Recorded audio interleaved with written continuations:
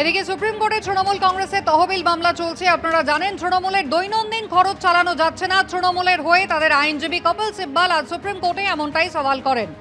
ইডির পক্ষ থেকে জানানো হয় 3টে অ্যাকাউন্টে 120 কোটি টাকা আছে যা ফ্রিজ করা হয়নি, তার মাধ্যমেই তারা দৈনন্দিন খরচ চালাতে পারে।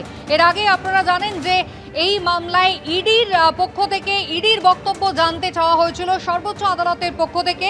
আর কপিল সিব্বল তৃণমূল কংগ্রেসের আইনজীবী তিনি সওয়াল করেছেন যে তৃণমূল কংগ্রেসের এই তহবিল জটিলতার কারণে দৈনন্দিন খরচ চালানো যাচ্ছে না। ইডির পক্ষ থেকে জানানো হয় যে 3টে অ্যাকাউন্টে 120 কোটি টাকা রয়েছে, সেই অ্যাকাউন্টগুলি ফ্রিজ করা হয়নি। সেই অ্যাকাউন্ট থেকে তৃণমূল কংগ্রেস নিজেদের দৈনন্দিন কাজ চালাতে পারে। তৃণমূল কংগ্রেসের তহবিল জটিলতা আপনাদের মনে থাকবে, অরূপ বিশ্বাস তিনি চিঠি দিয়েছিলেন এবং তার তিনি চিঠি দিয়েছিলেন এইচডিএফসি ব্যাংকের 3টে ব্রাঞ্চ সেন্ট্রাল প্লাজার শাখায়। সেই 3টে ব্রাঞ্চের প্রথমে টাকা ফ্রিজ হয়, প্রথমে অ্যাকাউন্ট ফ্রিজ হয়, বিধাননগর পুলিশ করে, তারপরে ইডি টাকা ফ্রিজ করে দেয়। ঋতব্রত তৃণমূল তারাও কিন্তু এই তহবিলের দাবিদার। তারা এমনটা বারবার জানিয়েছিল দৈনন্দিন কাজকর্ম করা সম্ভব হচ্ছে না অ্যাকাউন্ট ফ্রিজ হয়ে যাওয়াতে। এমনটাই কিন্তু আদালতের দ্বারস্থ হয়ে তৃণমূলের পক্ষ থেকে সওয়াল করা হয়েছিল। ইডির বক্তব্য আদালত জানতে চায়, আর ইডির পক্ষ থেকে জানানো হয় 3টে অ্যাকাউন্ট যেখানে 120 কোটি টাকা আছে যা ফ্রিজ করা হয়নি, সেই অ্যাকাউন্ট থেকে টাকা নিয়ে তৃণমূল নিজেদের দৈনন্দিন কাজ চালাতে পারে।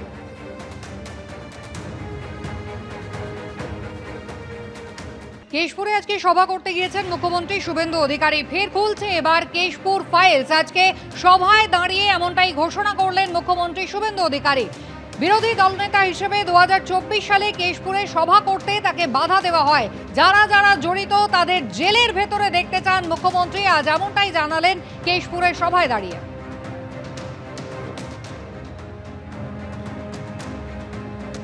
বলে গেলাম অনেক অত্যাচার সহ্য করেছে, নরেন্দ্র মোদী জিন্দাবাদ বলার জন্য অনেক মানুষ অনেক অত্যাচার সহ্য করেছে।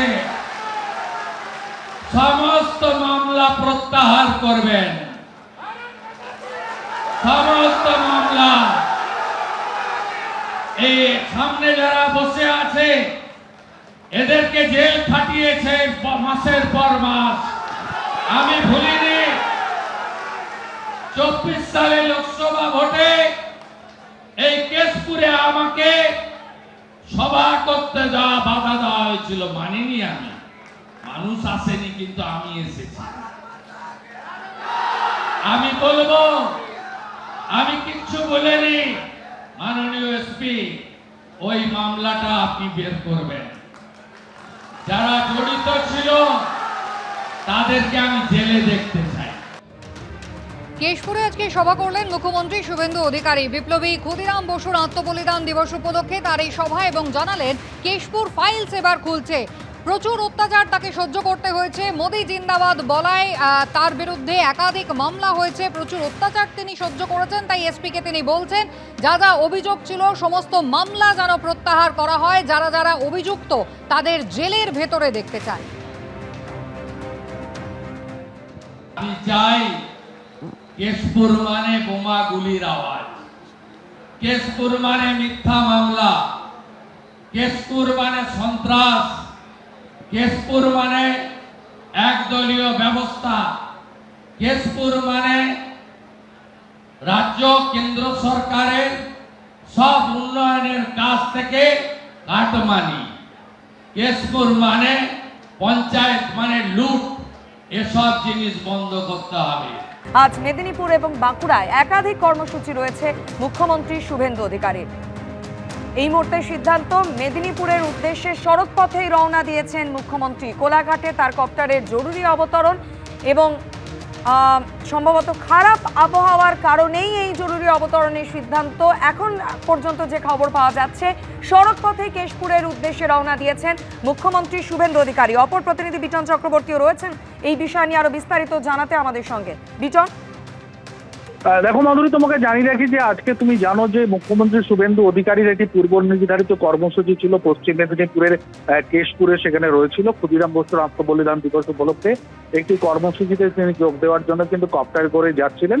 কিন্তু হঠাৎই সেখানে খবর পাওয়া যায় যে এই প্রাকৃতিক বিপর্যয় অর্থাৎ বৃষ্টি প্রচন্ড হওয়ার জন্য কেশপুরের যেখানে নির্দিষ্ট করা হয়েছিল হেলিপ্যাড, সেখানে কপ্টার নামতে পারবে না, অন্তত এমন মেসেজ পাওয়ার পর কিন্তু তড়িঘড়ি কোলাঘাটের যে বলাকা মঞ্চ রয়েছে, অর্থাৎ কোলাঘাট থার্মাল পাওয়ারের যে বলাকা মঞ্চ রয়েছে তার পাশের যে মাঠ, সেখানে কিন্তু জরুরি অবতরণ করানো হয় এই কপ্টারটিকে। সেখানে জরুরি অবতরণ করার পর কিন্তু মুখ্যমন্ত্রী শুভেন্দু অধিকারী সেখান থেকে সড়ক পথেই কিন্তু কলকাতার উদ্দেশ্যে সড়ক পথে কিন্তু তিনি কেশপুরের উদ্দেশ্যে কিন্তু তিনি রওনা দিয়েছেন। একদমই বিজন, তুমি আমাদের সঙ্গে থাকো। অর্থাৎ আমাদের প্রতিনিধি যেমনটা জানালেন, আজ কেশপুরে একটি অনুষ্ঠানে যোগ দেওয়ার কথা মুখ্যমন্ত্রী শুভেন্দু অধিকারীর। দমদম থেকে কপ্টারে উঠে কেশপুরের উদ্দেশ্যে রওনা দিয়েছিলেন তিনি, কিন্তু খারাপ আবহাওয়ার কারণে কেশপুরের যে হেলিপ্যাড নির্ধারিত ছিল, যেখানে মুখ্যমন্ত্রীর কপ্টার নামার কথা ছিল, সেখানে নামার উপযোগী নয়। খারাপ আবহাওয়ায় সম্ভবত এর কারণ, আর সেই কারণেই মাঝপথে অর্থাৎ কোলাঘাটে মুখ্যমন্ত্রীর কপ্টারের জরুরি অবতরণের সিদ্ধান্ত নেওয়া হয়েছে। আর ইতিমধ্যেই কেশপুরের উদ্দেশ্যে মুখ্যমন্ত্রী সড়ক পথে রওনা দিয়েছেন। বিটন চক্রবর্তী প্রতিনিধির সঙ্গে রয়েছেন, আরও একবার কথা বলে নেব। বিটন, আজ কেশপুর ছাড়াও বাঁকুড়াতেও মুখ্যমন্ত্রীর একাধিক কর্মসূচি রয়েছে, সেই সম্পর্কেও জানতে চাইবো। এবং ইতিমধ্যেই সড়ক পথের কেশপুরের উদ্দেশ্যে রওনা দিয়েছেন তিনি। হ্যাঁ দেখো, তোমাকে যেরকমটা জানাচ্ছিলাম যে মুখ্যমন্ত্রী আজকে কিন্তু দমদম থেকে এই কপ্টারে করে তার দুটি কর্মসূচির উদ্দেশ্যে কিন্তু তিনি রওনা হয়। প্রথম কর্মসূচি হলো কেশপুরে, এবং সেখানে যাওয়ার সময় যখনই পাইলট জানতে পারেন যে খারাপ আবহাওয়া রয়েছে, বৃষ্টি হচ্ছে এই এলাকাতে, ফলে তিনি কোনো ঝুঁকি নেননি। জরুরি মেসেজ পাঠানো হয় এবং তারপরেই কিন্তু এই কোলাঘাটে সেখানে জরুরি অবতরণ করানো হয় কপ্টারটিকে। এবং তারপরেই কিন্তু যে পুলিশের তরফ থেকে তড়িঘড়ি করে মুখ্যমন্ত্রী কনভয় সেখানে রেডি করা হয়, এবং তারপরে কিন্তু মুখ্যমন্ত্রী সেই গাড়িতে করেই সড়ক পথে কিন্তু তিনি রওনা দিয়েছেন কেশপুরের উদ্দেশ্যে। তার পরবর্তীকালে যেটা জেলা পুলিশ সূত্রে জানতে পারছে যে আবহাওয়া যদি উন্নীত যদি হয়, সেক্ষেত্রে কপ্টারটি নির্ধারিত তার যে গন্তব্য রয়েছে সেখানে চলে যাবে। হয়তো তিনি কপ্টারে করে ফিরতে পারেন, কিন্তু পুরোটাই নির্ভর করছে কিন্তু আবহাওয়ার উপরে, এই অন্তত এমনটাই আমরা জানতে পারছি জেলা পুলিশ সূত্রে। একদমই বিটন, তুমি আমাদের সঙ্গে থাকো। অর্থাৎ আমাদের প্রতিনিধি যেমনটা জানালেন, কেশপুরে যাওয়ার পথে মুখ্যমন্ত্রীর কপ্টারের জরুরি অবতরণ কোলাঘাটে। কেশপুরের অনুষ্ঠান স্থল থেকে কিছুটা দূরেই যে হেলিপ্যাড নির্ধারিত ছিল মুখ্যমন্ত্রীর কপ্টারের জন্য, সেখানটা এই মুহূর্তে খারাপ আবহাওয়ার জন্য সেখানে হেলিপ্যাড নামানো যাবে না, সেই হেলিপ্যাডে হেলিকপ্টার নামানো যাবে না, এবং সেই কারণেই জরুরি অবতরণের এই সিদ্ধান্ত। এখনো পর্যন্ত যে খবর পাওয়া যাচ্ছে, কোলাঘাট থেকে কেশপুরের উদ্দেশ্যে সড়ক পথে রওনা দিয়েছেন মুখ্যমন্ত্রী শুভেন্দু অধিকারী। কোলাঘাটে মুখ্যমন্ত্রী শুভেন্দু অধিকারীর কপ্টারের জরুরি অবতরণ। সড়ক পথেই কেশপুরের অনুষ্ঠানে যাচ্ছেন মুখ্যমন্ত্রী।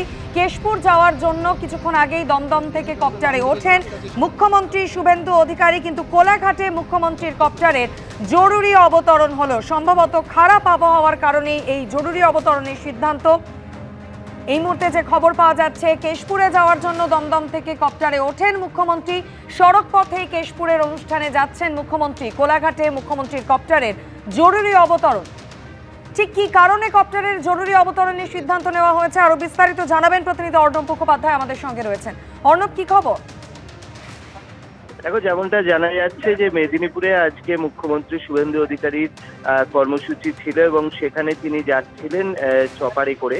কিন্তু যেহেতু সেখানকার ওয়েদার কন্ডিশন খুব খারাপ রয়েছে, সেই কারণে চপার নেমে গিয়েছে হচ্ছে কোলাঘাটে, এবং চপার কোলাঘাটে নামার পর তিনি বাই রোড তিনি মেদিনীপুরে যাচ্ছেন। তার আজকে কর্মসূচি অনেকগুলো রয়েছে। মেদিনীপুরের পর তার বাঁকুড়াতেও আসার কথা রয়েছে, কিন্তু যেরকম এখনো অবধি জানা যাচ্ছে যা ওয়েদারের অবস্থা রয়েছে, আবহাওয়া রয়েছে, তাতে চপার মেদিনীপুরে নামানো বা সেখান থেকে তোলা সেটা কিন্তু একটু শক্ত। সুতরাং তিনি আপাতত মেদিনীপুরে তার কর্মসূচিতে যাচ্ছেন হচ্ছে কোলাঘাট থেকে বাই কার, এবং তারপরে যেটা সম্ভাবনা রয়েছে সেখান থেকে তিনি বাই রোডই আসার সম্ভাবনা রয়েছে বাঁকুড়াতে। একদমই অর্ণব, তুমি আমাদের সঙ্গে থাকো। আমাদের প্রতিনিধি যেমনটা জানালেন যে কোলাঘাটে মুখ্যমন্ত্রীর কপ্টারের জরুরি অবতরণ করাতে হয়েছে, সম্ভবত খারাপ আবহাওয়ার কারণেই জরুরি অবতরণের সিদ্ধান্ত। আজ মেদিনীপুর এবং বাঁকুড়ায় একাধিক কর্মসূচি রয়েছে মুখ্যমন্ত্রী শুভেন্দু অধিকারীর, আর সেই উদ্দেশ্যেই দমদম থেকে কিছুক্ষণ আগে কপ্টারে ওঠেন মুখ্যমন্ত্রী শুভেন্দু অধিকারী। কিন্তু তার আগেই কোলাঘাটে মুখ্যমন্ত্রীর কপ্টারের জরুরি অবতরণ। সম্ভবত খারাপ আবহাওয়ার কারণেই জরুরি অবতরণ, এখনো পর্যন্ত এমনটাই জানা যাচ্ছে। এবিপি আনন্দ, এগিয়ে থাকে, এগিয়ে রাখে।